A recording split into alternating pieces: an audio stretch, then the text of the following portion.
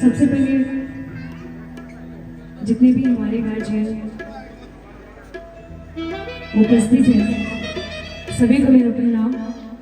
और बहुत ही हम लोगों का सौभाग्य है कि हम लोग आशी के बर्थडे में हम सब लोग उपस्थित हैं यहाँ पे।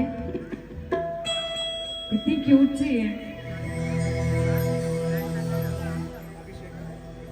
और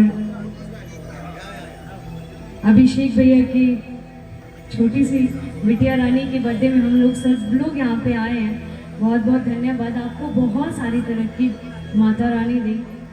बहुत ही क्यूट है यहाँ। मेरे तरफ से, हमारे पूरे टीम की तरफ से आपको जन्मदिन की बहुत सारी शुभकामनाएं। Happy birthday.